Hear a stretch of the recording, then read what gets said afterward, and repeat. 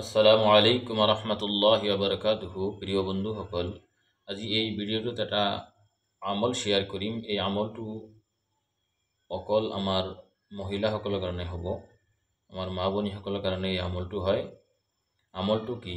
যিসকল মহিলাসকলে মানে গৰ্ভৱতী হয়, প্ৰেগনেণ্ট হয়, যে এনেকুৱা ভয় লাগি থাকে যে কিবা হ'ব নেকি, কিবা অসুবিধা হ'ব নেকি, যে মহিলাসকলে প্ৰেগনেণ্ট মহিলাসকলে এই পেটৰ সন্তানটো সহি সালামতে থাকক, এই তাক ঠিক থাকাৰ কাৰণে, যাতে কোনো অসুবিধা নহয়, কোনো প্ৰব্লেম যাতে নহয়, এইটো ঠিক ৰাখাৰ কাৰণে এই আমলটো যদি গৰ্ভৱতী মহিলাসকলে যদি কৰে, আল্লাহ তাআলা হেফাজত কৰিব। আমলটো কি?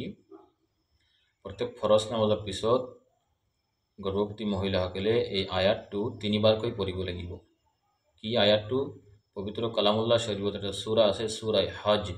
এই সূৰা হজৰ প্ৰথম আয়াত, ইয়া আইয়ুহান নাসু তাকু ৰাব্বাকুম ইন্না জালজালাতাস সাআতি শাইউন আযীম।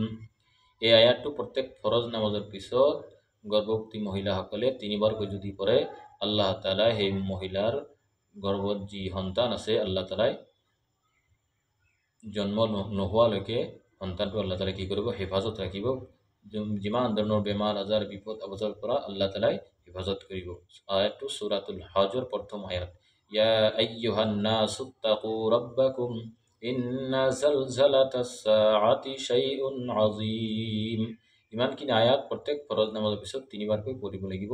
আল্লাহ তাআলাই গৰ্ভৱতী মহিলাক আল্লাহ তাআলাই বাচ্চা জন্ম নোহোৱালৈকে এই বাচ্চাটো সন্তান আল্লাহ তাআলাই কি কৰিব?